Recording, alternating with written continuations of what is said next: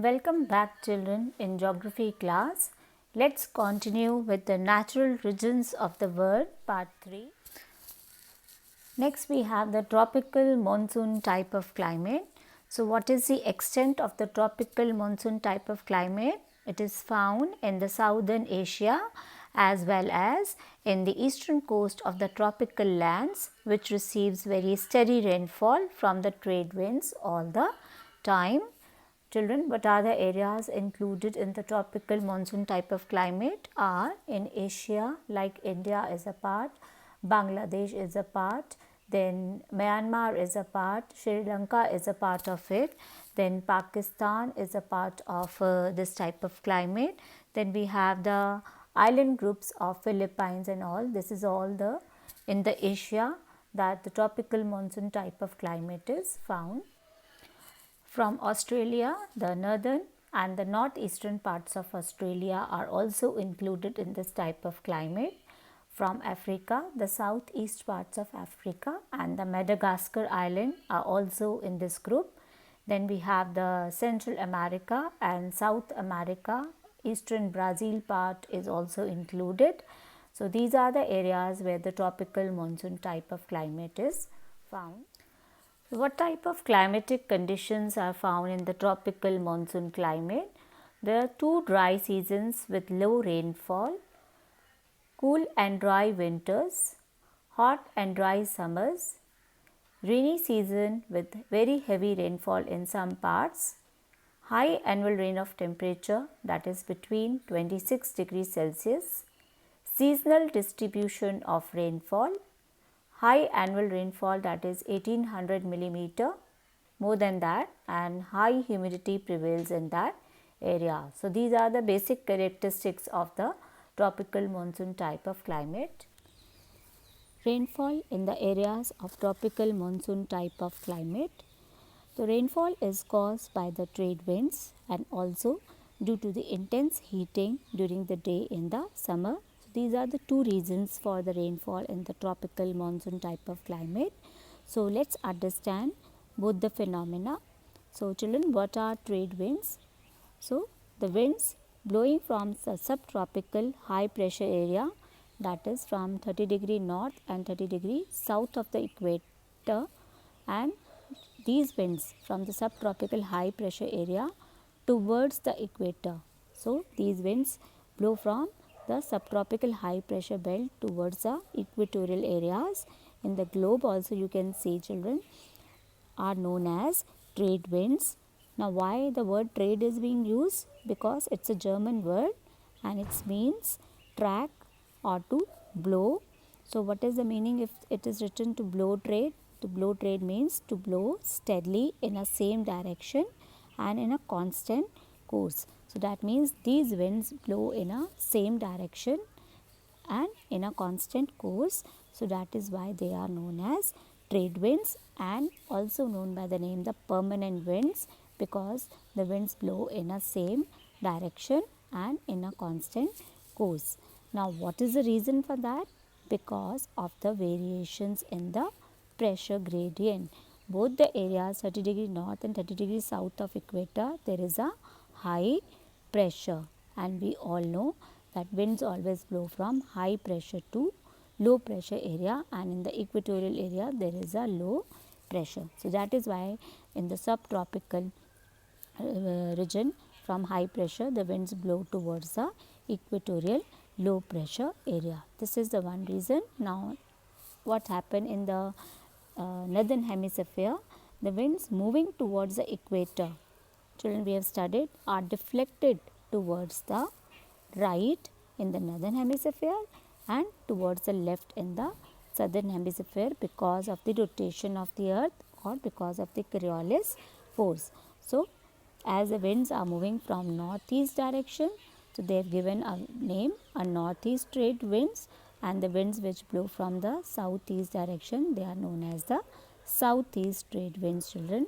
So that is why these winds are northeast or the southeast trade winds. Now next, why the rainfall occur due to the intense heating of the land during summer? Because during the summer there is a high temperature over the Indian mainland. There is a high temperature and the temperature can cross more than 40 degree Celsius during the summers, right. So, there is a high temperature and low pressure. Low pressure. There is a opposite relationship between temperature and pressure. Temperature is high, pressure will be low, and vice versa there in the water bodies in the ocean, Indian Ocean, Bay of Bengal and the Arabian Sea. So, what is going to happen here, children?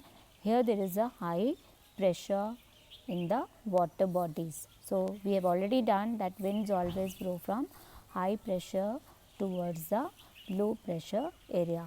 As the winds are onshore trade winds, they are moving. What are onshore? Onshore means the winds which blow from sea towards the land. So, these are onshore winds, trade winds. So, they are moving from sea to land. So, as soon as these winds move from sea to land, as they are full of moisture and they come in contact with any of the mountain barrier, then they give rainfall on the windward side of the mountain, whereas the opposite side of the mountain, that is known as a rain shadow area, will receive less rainfall. Let me give you one example here. So, as the monsoon winds start from the southwest direction, so they are known as by the name southwest monsoon winds. They move from southwest to northeast direction. This is the Arabian Sea branch and this is the Bay of Bengal branch, and Bay of Bengal branch move parallel to this Coromandel coast, right. So, this branch, Bay of Bengal branch, is not giving any rainfall during the summer season on the Coromandel coast. Now, as soon as these winds come in contact with the Garo, Khasi and Jaintia hills, these are the funnel shape hills. So, as soon as these winds move here, they will give good amount of heavy rainfall on the windward side of the hills, and a place here that is known by the name Cherrapunji receives the word heaviest rainfall in Meghalaya because of these funnel shaped hills and the Bay of Bengal branch of southwest monsoon winds. So, this Cherrapunji receives more than 1200 centimeters of rainfall annually and receives the word heaviest rainfall, whereas the Shillong, being situated on the opposite side of these hills, receives a very less rainfall is and under a rain shadow area.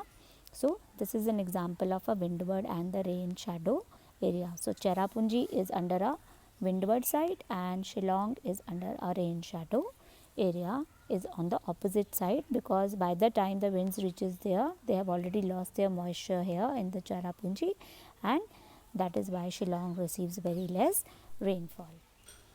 Now, what happens during the winter season? Winter season is generally dry, cold and dry, because the winds are offshore. What do you mean by offshore? The winds move from land towards the sea are known as offshore trade winds. Now, the winds are moving from northeast to southwest direction in the winter season. It's the opposite of the summer season, right?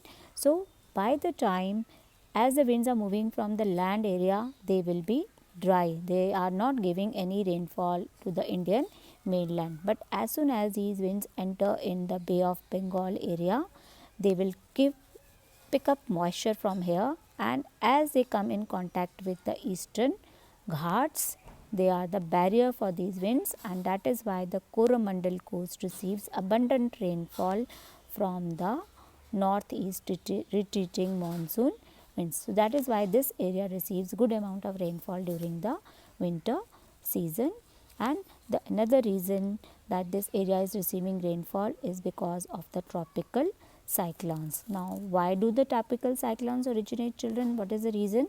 Because this is a period when the hot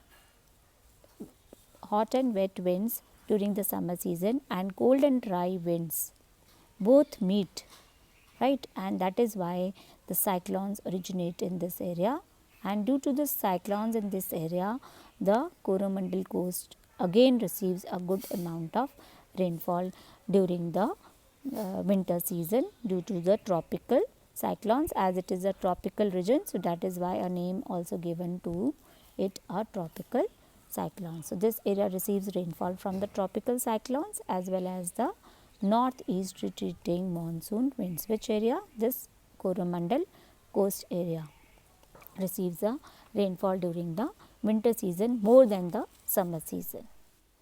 Next is natural vegetation in tropical monsoon type of climate. In this type of climate, wide variety of vegetation is found because in the island groups and the coastal areas which receives heavy rainfall, their tropical evergreen rainforests are found, and we have already studied about tropical rainforest in the previous chapter. The trees are tall and more than 60 meters in height. During the summer season, there is a luxuriant growth of climbers, epiphytes, ferns and bamboos, because this time they receive a good amount of rainfall. More than 200 centimeters of rainfall occur, and the important trees like rosewood, ebony, sesame and bamboo are the important trees found in this area. Trees are broad leaves and they give good excess moisture and receives more humidity is there in this area. We have already studied.